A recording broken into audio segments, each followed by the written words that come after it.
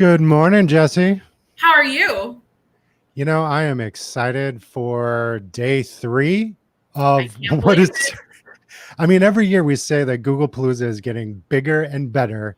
And this year, holy cow. We've blown it out of the water. We have 10,300 people attending Googlepalooza, Tech Talk Googlepalooza this week. That's absolutely amazing. And wow. So I don't want to spend a lot of time talking about us, but do you have any major updates for our folks out there? No, just thank you very much for sticking with us, everyone. We really appreciate you and any glitches that we've had along the way. This is new for us too. We've never done this. Welcome to my dining room. My attic space. So we appreciate you. We are so excited about this event. And clearly you're hungry for it. I mean, over 10,000 people. The most people we've ever had attend an event with us before, Ron, is like 1,000, maybe 1,500. Yeah, I think we got 1,500 2 years ago. Yes. But, you know, to the power of 10 this year, wow. Thank you all for coming. Thank you for being a part of Googlepalooza. Yes. Bear with us as we iron out the kinks, and hopefully you enjoy all of the different ways we've been trying to get information to you. We've got live streams. This is Jesse and I are learning a new platform called StreamYard right now. So all kinds of fun stuff happening. But enough about us. We have an amazing. You're not here for us. Yeah, you're not here for me. Think you are. You're not. We have an amazing keynote coming up right now. Ken Shelton holds an MA in education with a specialization in educational technology and new media design and production. He's been an educator for over 20 years, and most of that classroom experience was teaching technology with middle schoolers. So you know he's amazing. Mm-hmm. He's an Apple Distinguished Educator, a Google Certified Innovator. Wow, can I not speak today? That's okay. He is excited. An Apple Distinguished Educator, a Google Certified Innovator, and an all-around amazing human being. It is my absolute honor to introduce Ken Shelton. Good morning. Thank you. Hey, let me move this way. So it's wonderful to see all of you here. I want to do a quick check with all of you that are connected. Is everyone doing okay? And I can see the chat. I can't chime in on the chat, but I can see the chat. Everyone doing okay so far this morning?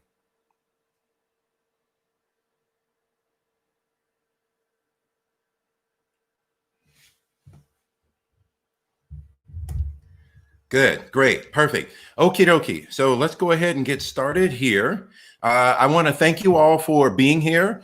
I also want to thank you for your commitment to your students, to education, and I hope that you all are able to find that the time that we spend together now will be a respite from some of the stress that we're all navigating at this particular moment.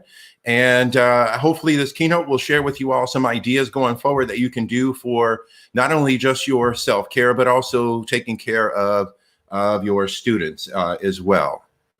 So I'm going to go ahead and get started. And there we go. Let me put it over here. Stand by. Yep. There. Can I get a yes that you all can see my slide here, please?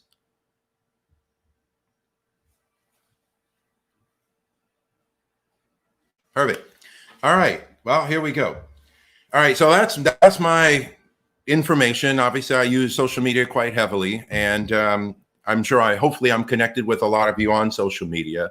But ultimately, I also want to thank Chicago Public Schools and Google for this opportunity, for putting this on, and for the opportunity for me to be able to spend this time with you all this morning. I would prefer it to be in person, but I'll take this as an alternative.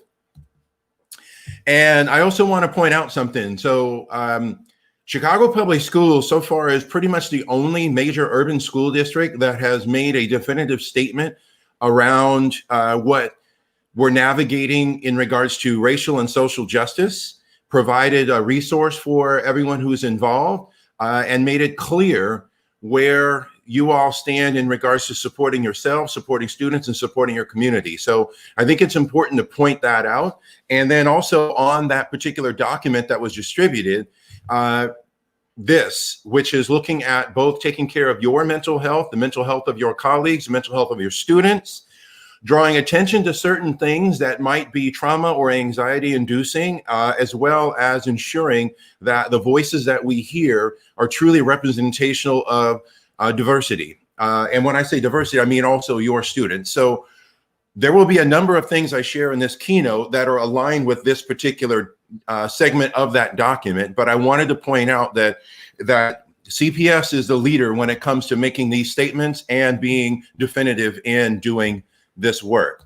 So the title of the keynote is called Tequity, and I'll share with you all later how I define it. But ultimately, it's looking at the intersectionality between technology and equity.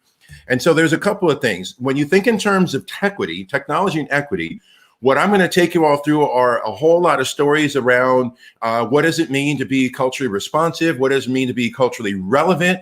Why does technology play a critical role in that? In fact, I'm at the point where you cannot have a culturally inclusive and equitable learning environment that is absent of technology. It's just not possible. In addition to that, how can we ensure that the ways in which we use technology and ensure cultural relevance are not only equitable and accessible, but also sustainable? So this is a statement that I wrote early in my teaching career. So when I was in grad school, you had to have your philosophy of education, and it had to be, a whole one-page statement on what your philosophy is. I condensed my philosophy down to this manifesto right here, which I truly believe is that all students can learn and achieve. And of course, achievement is subjective when provided with the right conditions, support, and resources. And when you think in terms of achievement, again, it's subjective. For some, it's one level, and for others, it's a different level. And so the question I want to ask for all of you, and kind of share it in the chat, when it comes to learning, what experience do you want students to have? When it comes to learning, what experience do you want students to have? Please share your answer in the chat.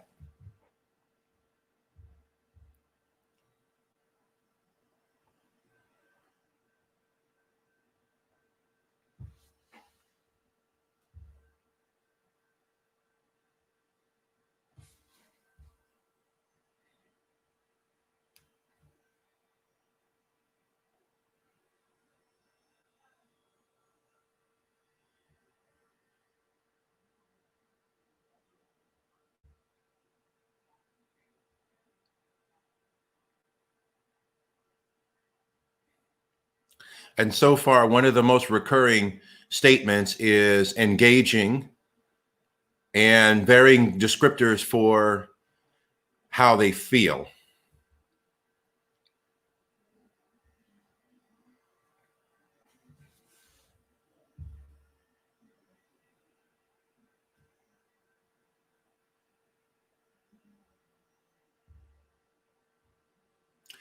Okay, so thank you all for sharing your thoughts in there.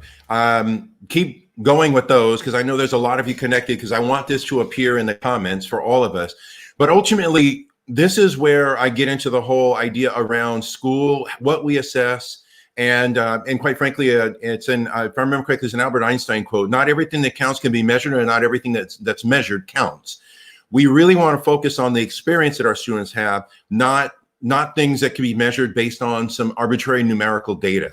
And that's why experience is the most important thing for us to be mindful of when it comes to this. And so what I want to share with you all are, in this particular keynote, are elements of how we're using technology, also provide some elements of thought provocation. I really want to push your thinking on a number of things, especially what we're trying to navigate now. But really what I share during this time extends far beyond the here and the now.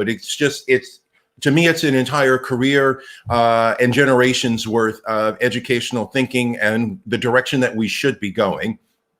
And then finally, I hope to foster some ideas that you all can implement and utilize right away within the context of your role with your students, for your students, support staff. No matter what your role is, keep in mind all of you play a significant part in the experience that the students have. So with that being said, the first interactive thing we're going to do is the following. So I'm getting ready to display 4 different images. I'll display each one for probably about 10 seconds. And then there'll be a 1-minute timer where I want you all to think, what is the connection between those images? And then, of course, we're going to use the chat for you to just share some of your thoughts around those. So 4 images to be displayed, 1-minute timer at the end, and then you'll share some of your thoughts in the chat. So here we go. This is image number 1.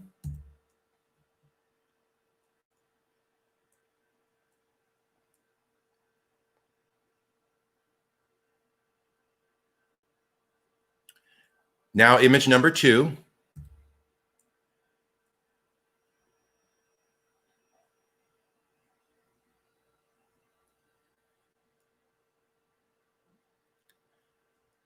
Number 3.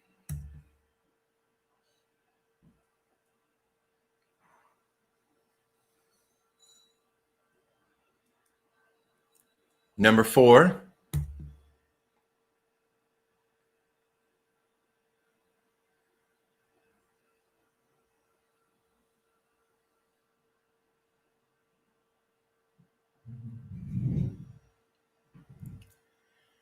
Okay, so I'm going to set this timer for 1 minute. And what I would like for you all to do is to give some thought around what is the connection between those 4 images. And please capture your thoughts in the comments, in the chat. And then I'll get a little background music going now.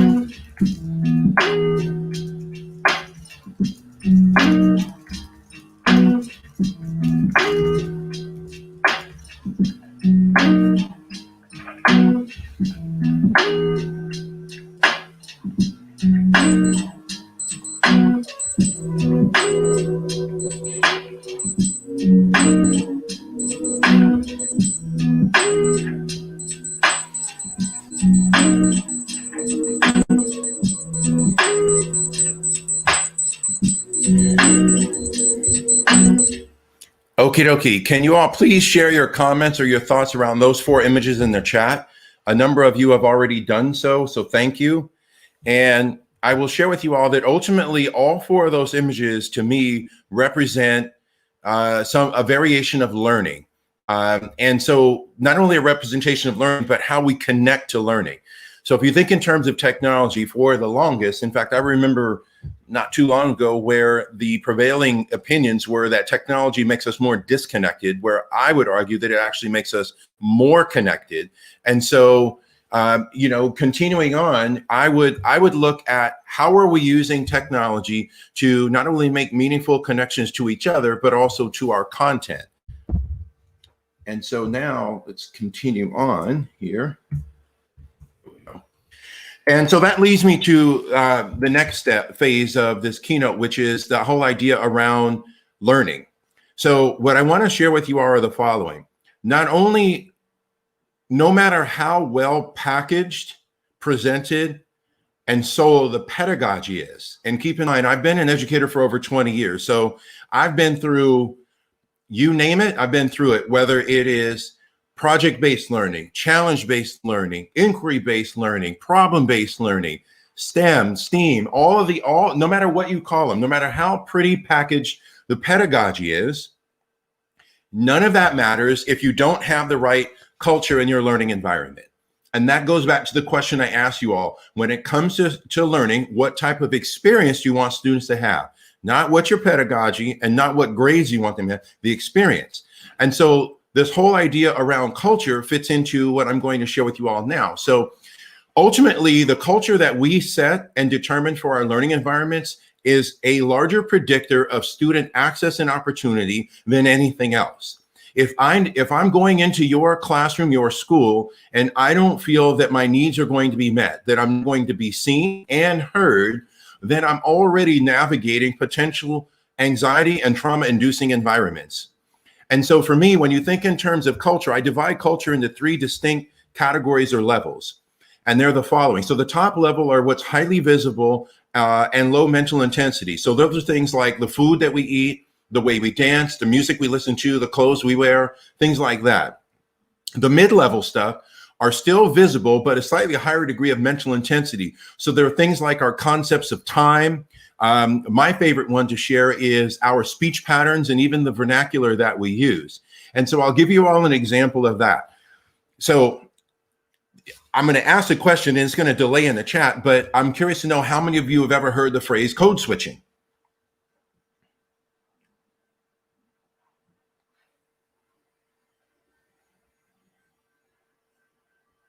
And then if you think even in terms of code switching, you think in terms of how do your students communicate with each other? How do you communicate with your friends? And so that mid-level culture thing is an area where the ways in which we communicate, again, the vernacular we use and even the patterns of that vernacular, even our tone of voice are usually a byproduct of the culture that we are identified with and that we're immersed in. So I'll share with you all a specific example. So at my last school, I used to talk to my students about code switching, and I would tell them that there's a certain way that you're going to communicate with your friends, and that even I communicate with my friends is going to be very different than the way you would communicate, let's say, in other areas of which you are not amongst your friends.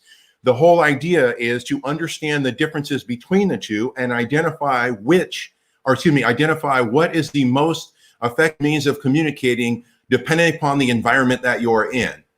And then in turn, when it comes to teachers and educators and really adults in general, the whole idea is to understand that there are cultural differences in the way we communicate, the language we use, the patterns of our language. And that what you don't want to do is you don't want to do something which is called tone policing, because tone policing applies a cultural hierarchy on the use of language. And then, of course, at my last school, the sad part is the teachers that would tone police generally would say that the way that the kids communicated was inappropriate. Now, if you think in terms of the environment, what are the teachers saying to the kids that communicate one way when they're with their friends, but a different way when they're in their classrooms? And so for me to empower our students and to understand that there are cultural differences and to be responsive to those differences, that's one example of supporting students in understanding that you're going to need to be able to effectively communicate differently in different situations. Now, one of my favorite questions to ask along the lines of this is, and this is for all of you, and feel free to put it in the chat, is code switching cultural only, or is it cultural and geographical?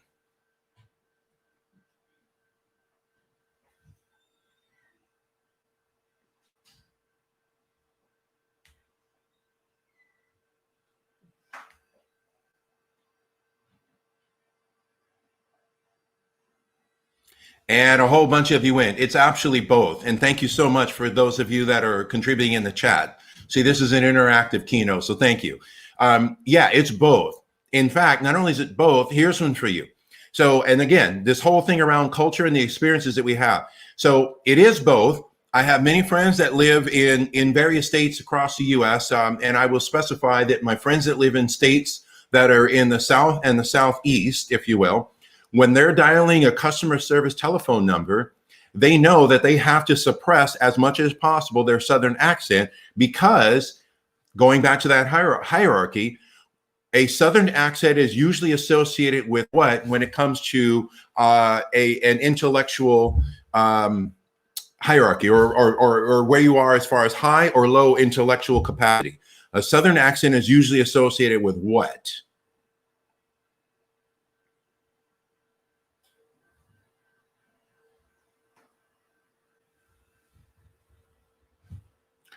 And then now, conversely to that, yes, low, and it's just an accent. That's the thing that's still mind-boggling me. But the flip to that is when you analyze accents, where is those that have a predominantly British or Cockney accent? Where is that associated as far as intelligence goes?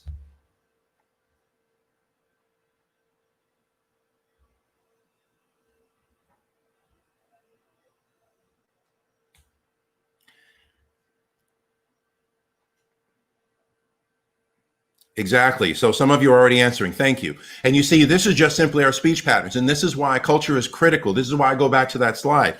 Culture is, first of all, my statement usually is culture eats pedagogy for breakfast, lunch, and dinner. And so that's the mid-level. And there are other components to the mid-level. There are even things like how we greet each other. You know, I know a lot of us it's a stress point for a lot of folks now that we can't greet each other in what our normal capacities are, as far as like shaking hands or hugging or things like that. Whereas in some cultures, you know, the way they formally greet is going to be very different. But the main one that I want to share with you all is what's called the high mental intensity and still visible, but lower tier stuff. So it's things around like our concepts of pain, our concepts of adolescence. And the one that really applies to us is the following. If you have, in your learning environments, you can only have one of two cultures. It's either going to be cooperative or competitive. It is not possible to have both. And so when you think in terms of students using the 4 C's, especially communication and collaboration, what's the likelihood that I'm going to collaborate with a classmate if I know I have to compete against them for my grade or my class rank? And so this is why culture matters the most for us in regards to our learning environments. A cooperative culture, a learning environment, allows for collaboration, encourages communication, does not apply a hierarchy on the ways that the students communicate, on the ways that they navigate their learning spaces. And in fact, I will share with you all 3 components of being a culturally responsive educator. Number 1, we validate students' experiences and their values. Number 2, we actively disrupt power dynamics that benefit the dominant group. And number 3, engage in mechanisms for student empowerment. And you'll hear me say a little bit later on the differences between student voice and choice and student empowerment. Student voice and choice still, I believe, is more teacher-centered. And so this is where we get into student voice and choice, and more specifically, shifting from that to student empowerment. So far too often in education, a lot of the prevailing narratives apply responsibility on the individual, but conveniently ignore societal context. And this is where you think in terms of like students that go to school or that connect with us and remotely now, what are some of the societal structures that the students have to navigate in order to essentially reach their full potential or be their full authentic self that don't involve an individual choice? If you look at a lot of the ways that, you know, the words that are used like grit, growth mindset, and all those things in those categories, those, if you'll notice, those focus only on the individual and conveniently ignore any degree of a societal context or a social structure in place. And so for us, we want to look at what are the conditions with our students that are based on the individual, and then what are based on a societal or environmental structure that we can be much more responsive to. And that leads me to this here, which is the following. So this is one of my favorite Zora Hurston quotes. And again, this goes into student empowerment, because how often are we able to engage in ways or create mechanisms for students to be seen and heard, of which they know that their thoughts, their feelings, and whatever they share with us is we're to be responsive to them instead of just overall dismissing students. And that's where, again, getting into this, and when you want to get into the social and emotional health of our student, that's where I want to share with you all a couple of things around trauma and anxiety. So again, one of the main things to do with our students, and really honestly, as you all saw in that segment of that document around mental health, is allowing for us to be our whole true selves and supporting each other in true and authentic ways. So one of the true and authentic ways I used to do with my student that I want to share with you all is this simple daily check-in. I set up a simple Google form, and every time the students would come into class, they would take the first roughly about 120 seconds of class. So keep in mind, 120 seconds, 2 minutes, that's it, to share with me how they're feeling. And I would use this in two capacities. One, if you'll notice, this is what I call design for inclusion. So I had a lot of students that were identified as ELL. And on a side note, I do want to share with you all of us are ELL at some point. So so we need to really do everything that we can to interrogate and disrupt the stigmatization around ELL students. All of us are ELL at one point. Now, the reason why I share that is because if there was a language gap, as far as those descriptors, the emojis filled that language gap. And so I'd use this daily check-in, and it would populate on a spreadsheet where students would share with me not only how they're feeling, but I would also be able to respond to their needs on a private basis. So their confidentiality was always adhered to. Now, keep in mind for me what this did. One, I'll share with you all that my average class size was 45. And this not only gave me a window into the lives of my students, but it also put me in a position to be more responsive to their needs. And by me being my authentic self, I would also say to students, if many of you mark down that you are so-so or not good, then we're going to skip the curriculum for the day. And we're going to focus on mindfulness and support of each other. And there were many times where I actually did that. And by doing that, it really showed my students that they were more important than the curriculum, and that if necessary, I'm willing to forego the curriculum to make sure that their needs are met. Because see, if you all notice that our brains are not primed for learning when we're navigating, when we're in survival mode, and when we're navigating trauma or anxiety experiences, we go into survival mode. And so for us, especially now, the more that we can do to make sure that all of our students are seen and heard. Again, if everyone has a voice, how can we ensure that every voice is heard, is going to help us and our students navigate what are very, very difficult and challenging situations for now. And then even with that, there's just another example when I use this slide that's with a Pear Deck template, which again is a stress check. And so you all will get towards the end of this, you'll get a link. It'll be posted to that Google form that I use. You don't have to fill it out, but what you can do is you can use it as a guide. And one of the other things I recommend to teachers now is when you're engaging in remote learning, maybe use that form as your way of taking attendance as well. And so that will give you more of a window into your students, what they're navigating, what they're experiencing. And then you can be more responsive to it. And that all ties into the whole idea around equity, which to me, equity is defined for me as simply as access and opportunity.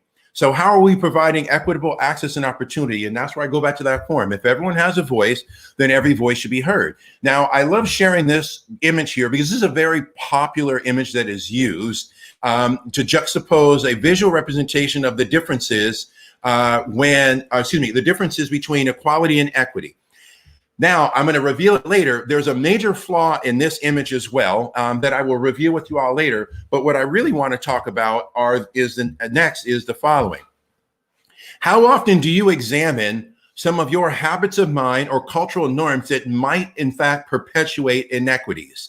And so this, for those of you that are counselors or site level administrators, I'll give you all an example along these lines because I don't have enough time to go through a whole bunch. But a consistent habit of mind that could be a problem of practice, that could be a cultural norm, that could lead to inequities are things like, how are students enrolled in classes? Which students are generally encouraged to take advanced classes, honors level classes? Another example of a habit of mind or problem of practice is when it comes to student discipline. Is discipline are behaviors that are outside the norm of what is expected treated in a punitive capacity or a restorative capacity? And this goes back to that slide you all saw before. When we look at our behaviors and our student behaviors and those that are what I used to say to my students, unexpected, is that a result of an individual choice or a societal or an environmental condition that led to that behavior? I'll share with you all real quick one example of that. So that form that you all filled out or that you all saw, I would have students fill it out every day. And what it did was it made me far, far more informed to the point where I knew which of my students, for example, had parents that were in the middle of a bitter divorce. I knew which of my students had siblings, older and unfortunately younger, that either were recently murdered or that were recently incarcerated. I also knew where my students lived, so to the point where some lived in areas where there was a high probability that there would be a police helicopter circling above their apartment building from 2 a.m. to 5 a.m., a minimum of 2 times a week. And so what that did for me was recognize that when students come to class first thing in the morning, if they have that tired look on their face, and then I look at what they fill out in the form, I can now be far more responsive to support them and saying, look, you know what? Is there anything that I can do to support you? If you want to put your head down, if you want to be left alone, if you want some time to yourself, let me know and I will support you in doing that. I'd rather you be able to be your whole true self, know that you are seen and that you are heard, so that we can learn together. And if you can't, if learning needs to be secondary to your needs, then that's exactly what we're going to do. And that's what that form did, is it really gave me, again, a window into the lives of my students so that I could be more responsive to their needs. And so that's where, for us, you want to really think in terms of what is normalized, and then now how can I be more intrapersonal, reflective around what is normalized that could potentially lead to inequity that my students would then have to navigate. And I'm sharing this with you all because one of the things that was normalized here in California, for example, was suspension rates. And so there was an analysis, and still needs even more of a further analysis on the disparity of suspension and expulsion rates. And so I'll share with you all real quick. And I'm watching the time because they've got a lot more stories to share with you all. But what I want to ask you all is, what grade level constitutes the highest percentage of Black male Latino students being suspended or expelled from school? Just take a guess and put that in the chat, please.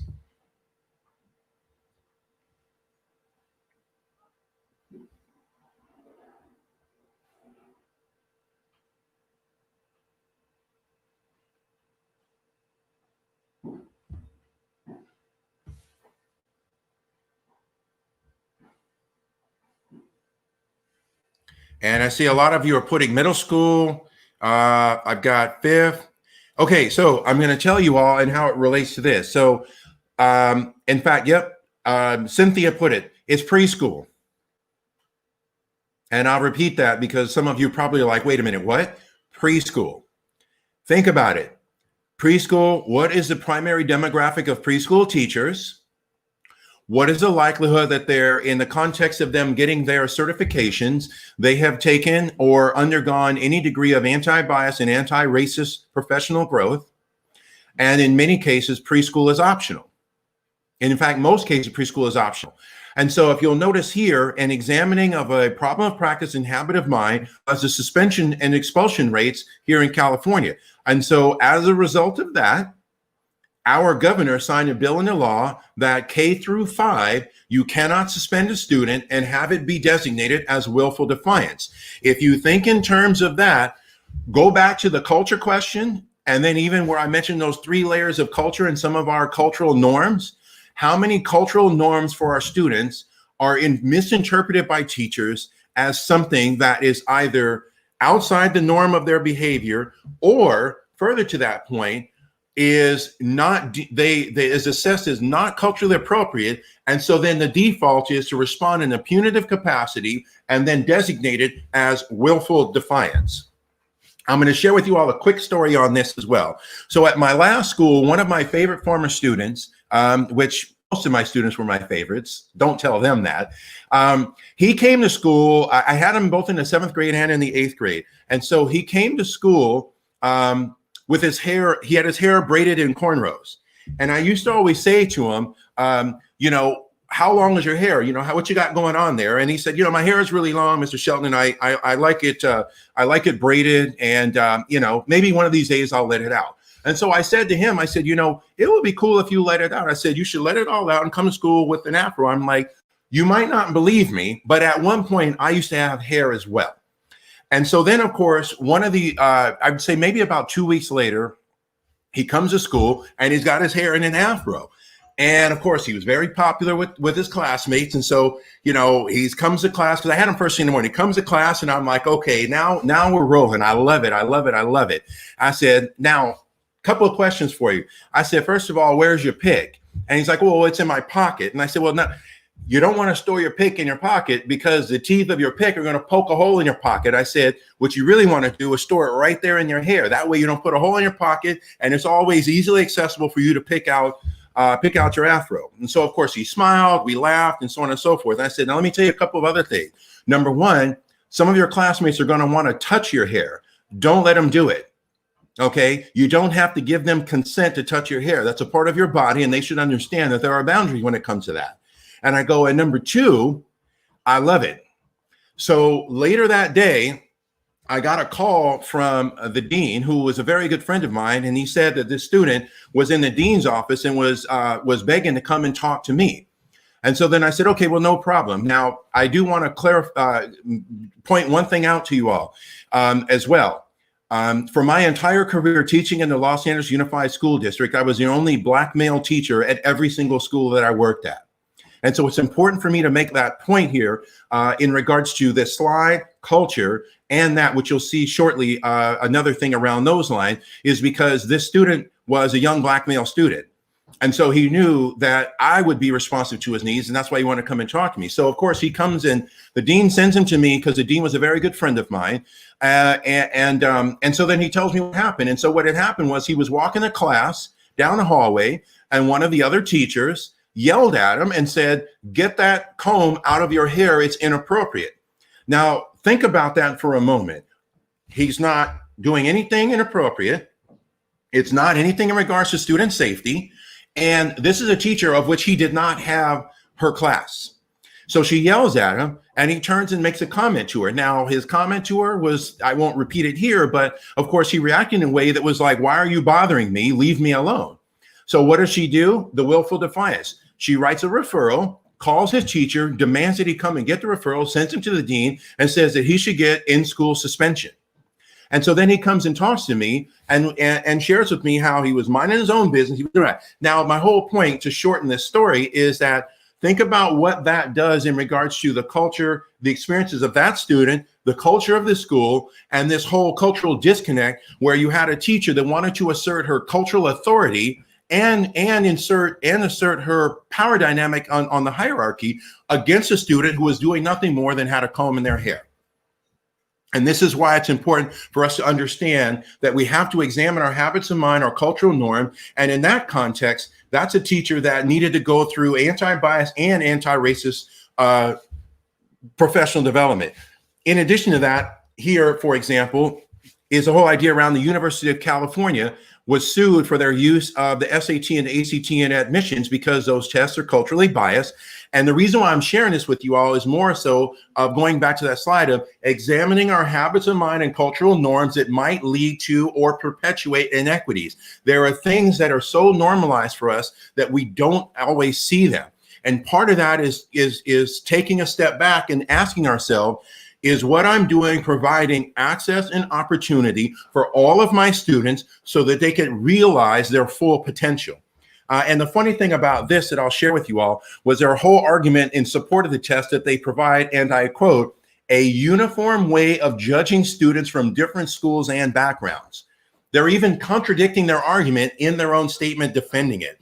And so what I want to share with you all are a couple of quick stories around my experiences in school and how they apply to this whole concept of learning culture, technology, and equity. So there's proof that I had hair at one time. So on your left is me in the 4th grade, and on your right is a picture with my still very best friend at 8th grade graduation. And the reason why I share these with you all, because it ties in with the story I just told you. All of my schooling, so you're counting kinder through 12th grade, undergraduate school at UCLA, graduate school at Cal State LA, I only had one teacher that looked like me. And it was my sophomore year at UCLA, was my sociology professor. So there's a couple of reasons why I share that. One, it was very difficult for me to see myself reflected in the teachers that I had because I never had them except for my sophomore year in college. In addition to that, I do come from a family of educated folks. So I'm not the first generation of my family to go to college. I'm at minimum the 4th, which means my great grandparents were college educated. So think about that for a moment. My great grandparents were college educated. Even my paternal grandmother had 9 siblings, grew up in rural Alabama, and her father put all 10 of his children through college. But more so to that is the whole idea around, again, examining habits of mind and cultural norms. So upon graduation there from 8th grade, one of the things that my father told me to do when I was signing up for classes in high school was he said, I only want you to take honors and AP classes in high school. You do not take any of the other classes. And part of the reason why my dad insisted on me doing that was because he knew how to play the school game. So you see there again, if you don't have educators that examine their habits of mind and cultural norms, then for me, I luckily had a parent who knew how to play that game and could, 1, empower me to advocate for myself, and 2, could advise me on ways to play the game, since by the time I got to high school, I got called into the counseling office within the first 2 weeks of school, and the counselor literally said to me, I did an audit of your classes, and I noticed you're taking all these AP and honors classes, and I have to tell you, those aren't for you. You shouldn't be taking those. And of course, for me, you know, here I am in a situation where, do I do what my counselor says, or do I do what my father says? And I will share with you all that my father played football.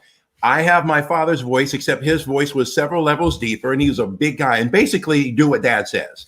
And so I did take only honors and AP classes.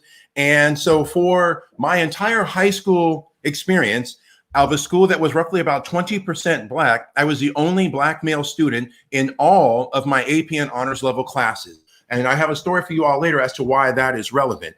And so then you apply that in terms of accessibility and diversity. There's a couple of things. So one question I would ask for you all, and of course this applies to our physical environments, if I were to walk with you through the hallways of your school, look in your classroom, or now even also look at your slides or the representations you have on your website, do they truly represent diversity? Are they representational of your students' cultural identities? Are they representational of your cultural identity? And now here's the reasons why I share that. We encourage students to read. I think reading is one of the most empowering things that we can do as individuals and that we can support our students in doing. But there's a catch with reading. This was released by the Children's Collective Book Center in 2015. Those percentages correspond with the protagonists in the books. And if you'll notice, there's a major disparity in that. And the problem with this is twofold. One, if you don't see yourself reflected in your books, then you don't realize that you have two things. One, you don't realize what your potential can be. And 2, you don't reach your full identity awareness. Okay. In converse to that as well, if you only see yourself represented in books, it can give you a false sense of importance and a false degree of being at the top of the hierarchy without any exposure to others. And then in turn, they re-released this in 2018. If you'll notice, the numbers change, but what still is glaring here is when you look at our First Nations or Indigenous peoples, our Latinx folks, our Asian American folks and Pacific Islanders, and our Black folks, we still don't add up to animals.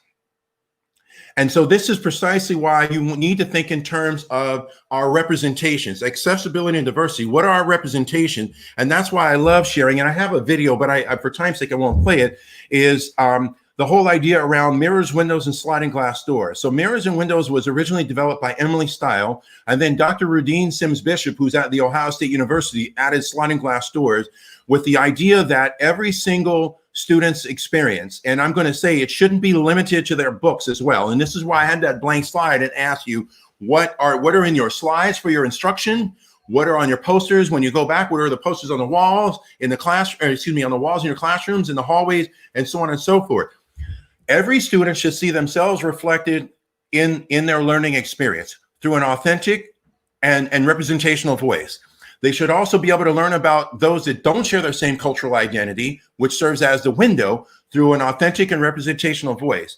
And when possible, they should be able to open that sliding glass door and step into the world of someone else, of an other, to really immerse themselves in that experience. Okay, so there's a couple of things to share along those lines. So number one, Dr. Debbie Reese, who is an indigenous professor, added that sometimes those windows have curtains, and not every culture is there for you to just simply look into. You have to make an effort to pull the curtains back to then look into that culture.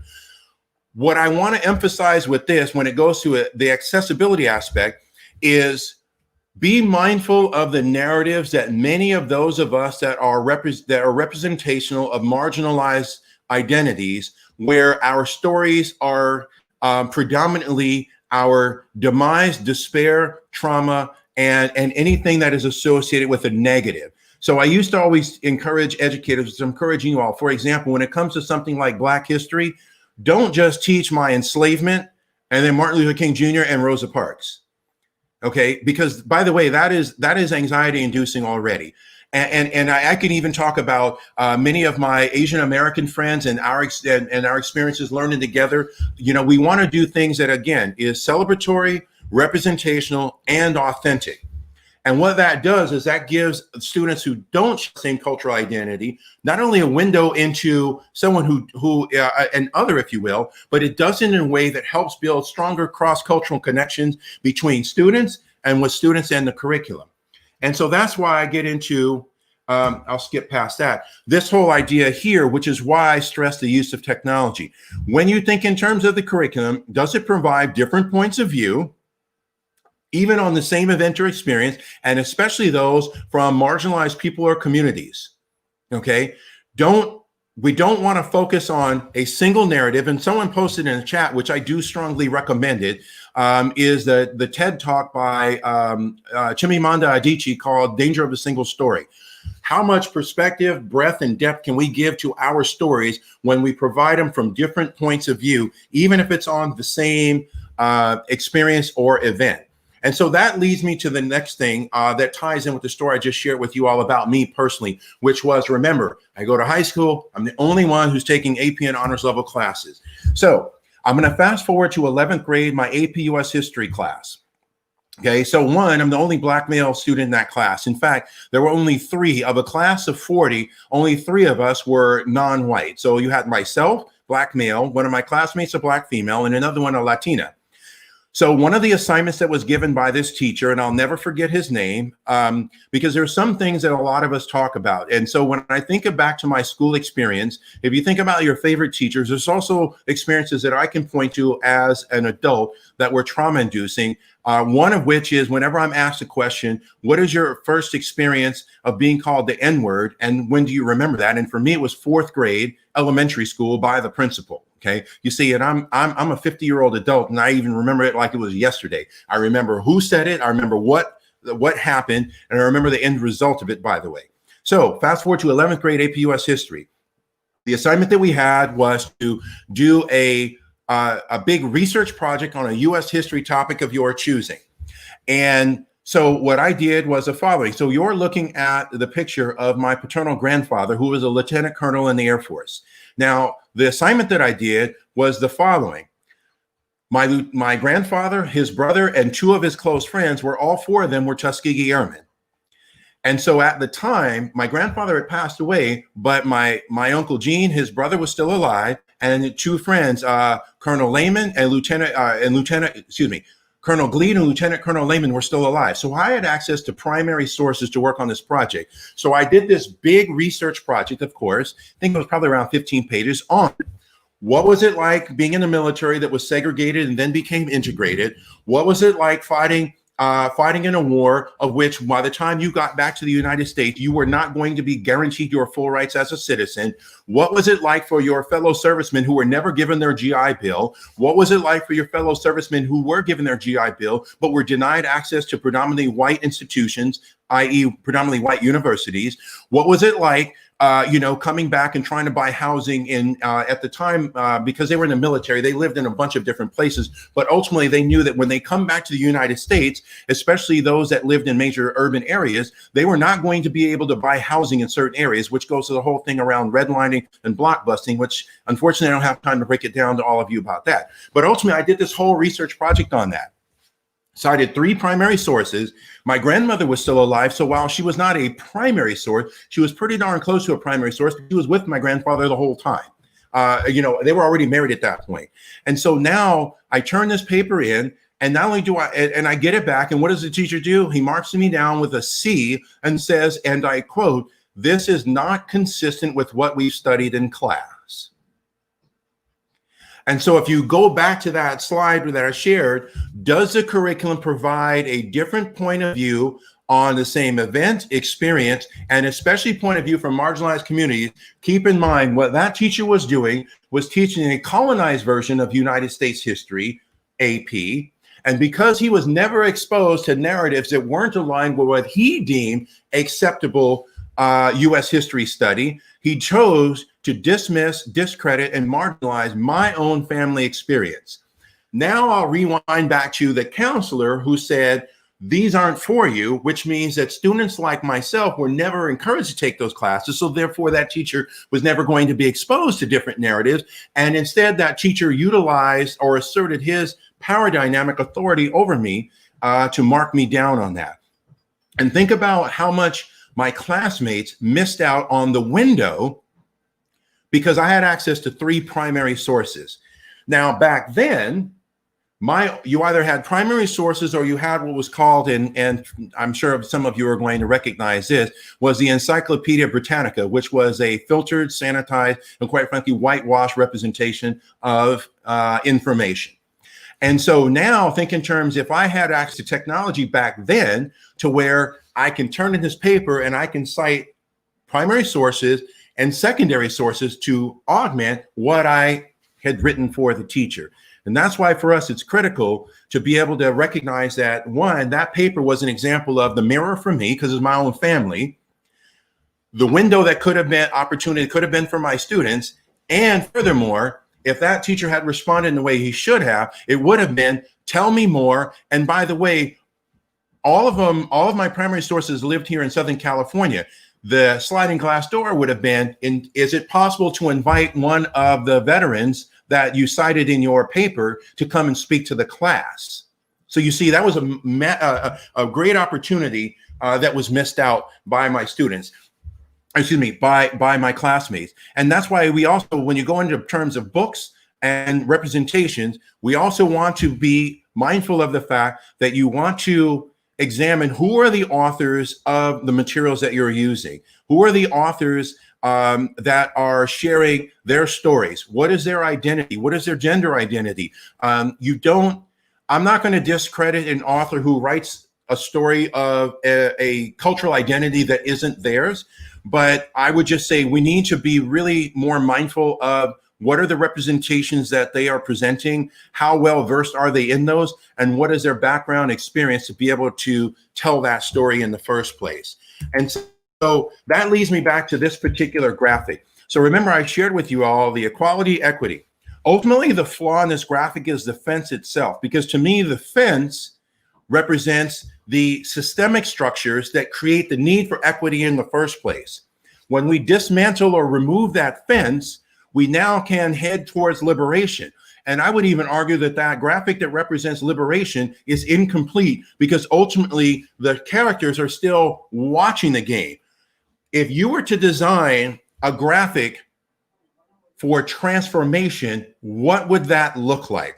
How would you say, okay, I see equality, even distribution of resources, which ultimately treating everyone the same can be just as inequitable as treating everyone differently. Equity, distribution of resources. The problem is you still got to distribute those resources because you have the fence. Let's remove the fence. Okay, that's one step. Now we're examining our habits of mind and our cultural norms.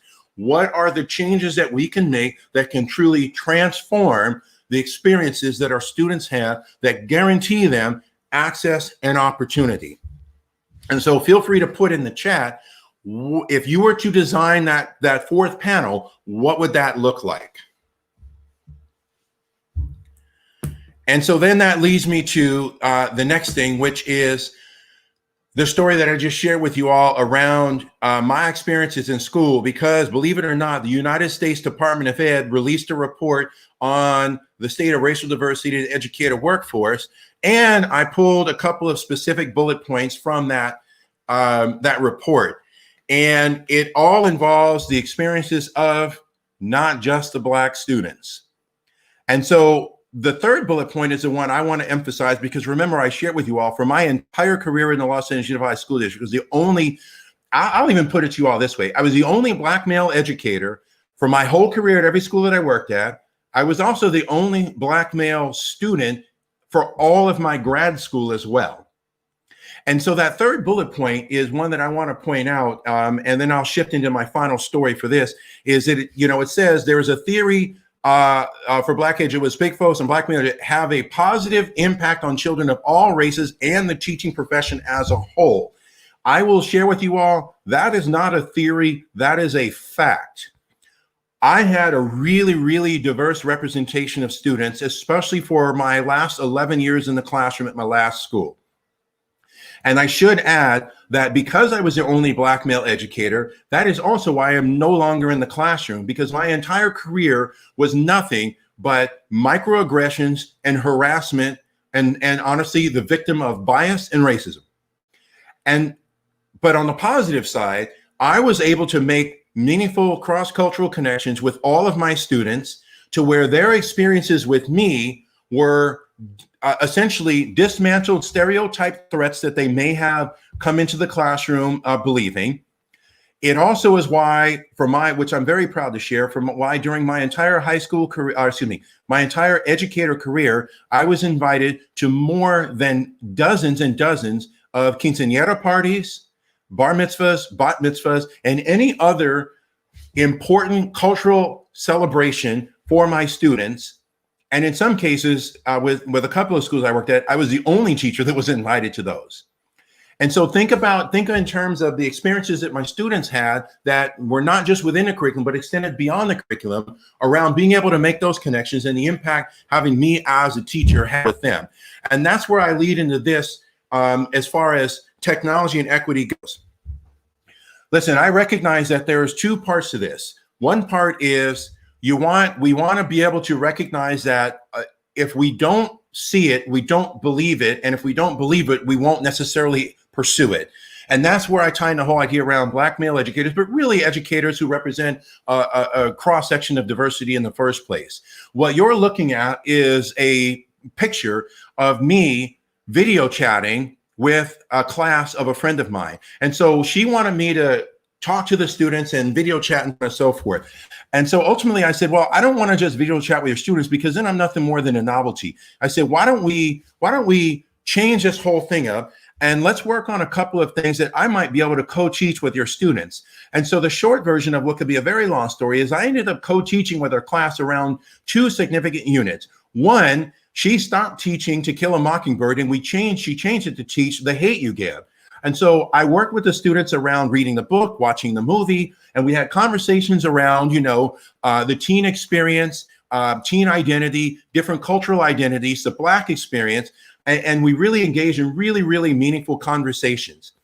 And the reason why I share this story with you all is here's how technology, equity, accessibility, and diversity plays a role in this. Number one, at her high school, it's about 30% Black students. You can probably guess how many Black male educators there are at her school. And second to that, I will let you all put in the chat, take a guess as to how many times I physically have set foot on campus. And so I will share this with you all, because what you're looking at was before I was going to give a keynote for the State Educational Technology Conference in Minnesota. And of course, the funny thing was the students were like, wow, you're talking with us before you give a big talk. This is cool, totally cool. I mean, I had made such a meaningful connection with them that first class, they graduated last year. So not this past spring, but last year in the spring. And guess what some of the students said to the teacher? So the teacher is a second from your right.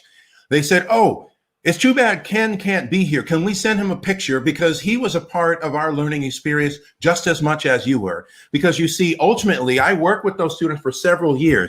It wasn't on a daily basis, but it was on a semester big project basis. And we were able to make those connections. And so this is where the technology comes in, because technology made us more connected, that provided access and opportunity for me to work with them, for them to learn with me, and for us to be able to learn together.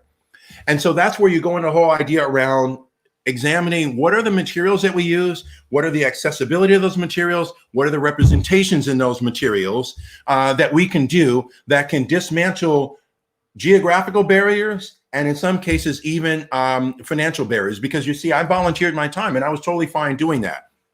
And that's where you get into the whole idea around technology and equity, which this is how I define tequity, which is ultimately merging the use of educational technologies with culturally responsive and relevant learning experience to support student development of essential skills.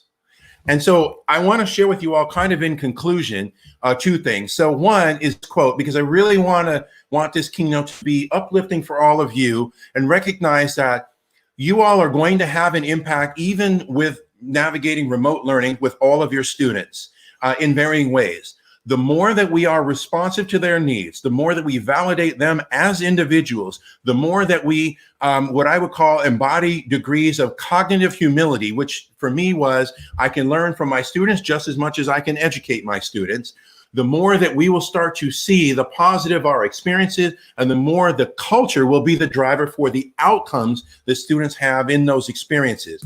And so I share with you all my final comments here, and I do want to allow time for questions that you all may have, is ultimately a rising tide lifts all boats. What resources do you have access to support your social and emotional needs, that you can then be your whole, true, authentic self to support the needs of your students? Your needs are just as important as your students, because if you can't be your whole true self, then your students are not going to get the best of you. And the more that we support each other, the more that a rising tide lifts all boats. It's what I call, we can all be a part of a community of excellence. Our students are counting on us, and ultimately their success should not be reliant upon them navigating obstacles and barriers that we can together dismantle as a community of educators. And now that I've shared all this with you, I'm going to finalize it with my favorite quote from one of my personal heroes, and I will share with you all. I had to choose between Maya Angelou and Toni Morrison, which for those of you that have read either of their books, you know that's a difficult choice.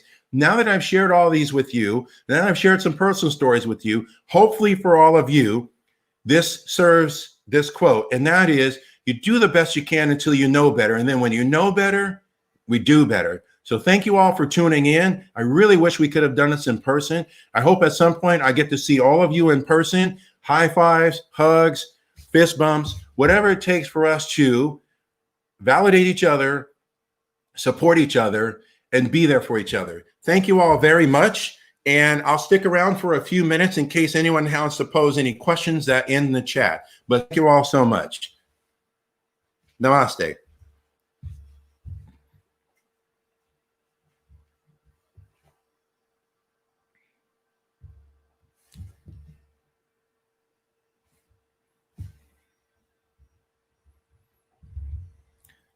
And so if anyone has any questions, feel free to put those in the chat. Like I said, I'll stick around for a few minutes for the broadcast, and I'll go ahead and stop sharing my screen well.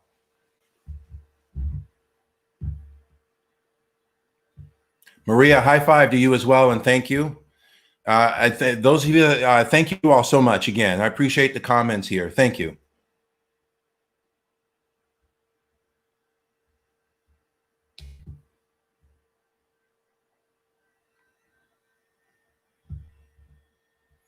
And a quick note for those of you that are working with me on the chat, maybe one of you, if you see a question pop up, Karen, you can just put a Chiron on the screen so everyone can see it, and I'll respond to it. And like I said, we can hang out for a few minutes. And yes, I did see the comment around closed captioning. This is on YouTube, so please, by all means, make sure you turn on closed captioning for the replay.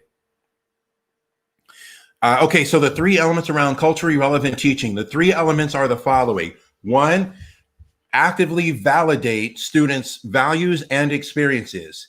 And part of that, which is a whole nother talk I do around the characteristics of being an authentic and attentive listener versus being a dismissive. So it's validating students' experiences and values. And I want to add one more component to that. We do it to help students identify their assets. The more students can identify what they're good at and what assets they have, and essentially reject deficit-based language will help. That's part of that. The second one is actively disrupting power dynamics that benefit a dominant group. And so I'll give you all an example of that. For still too long, if you think in terms of like a STEM education still to this day, unfortunately, the dominant scale. So if we're being culture responsive, we're going to encourage and actively recruit girls to take STEM courses. So number one, validating students' experiences and values. Number two, disrupting power dynamics that benefit a dominant group. And then the third one is student empowerment, which I shared with you all an example of student empowerment early on around things like having them fill out that simple Google form so that, you know, again, if everyone has a voice, how can we ensure that every voice is heard?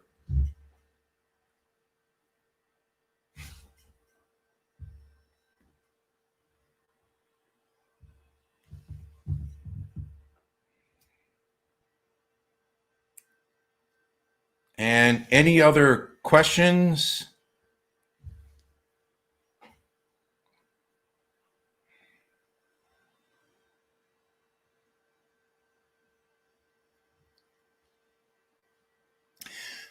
So Eunice posted a question, any recommended reading or authors on this topic? Lots. Let's start off with Zaretta Hammond, Culture Responsive Teaching and the Brain, an older book. In fact, I have it right here. In fact, two. Pause 1 second. This one, cannot recommend it strongly enough. It's older, but I would say my early educational career, this changed the course of my educator life. I got to promote my good friend who he's one of my heroes. This one, there we go. Dr. Christopher Emdin. Another older one. This one. And I got to promote my buddy, Dr. Kendi. And I honestly recommend this one. The audiobook version is amazing. I'm a big fan of obviously Dr. Kendi, but also Jason Reynolds. So some of you said, hold up again. So here we go. I'll go through them again. The remix of Stamped, although I read the original. Pedagogy of the Oppressed. For white folks who teach in the hood and rest of y'all too. Again, Chris Emdin, a good friend of mine. And then by Dr. Beverly Tate, and why are all the black kids sitting together in the cafeteria? I think if you take the time to study those four books, it will really give you a solid, unbreakable foundation of how to make meaningful connections to your students within the curriculum. And I shared with you all examples of how technology plays a vital and critical role in that. And there's a lot more I could share, but I just have easy access to those. I don't want to get up and go to my bookshelf, but ultimately I have a whole lot.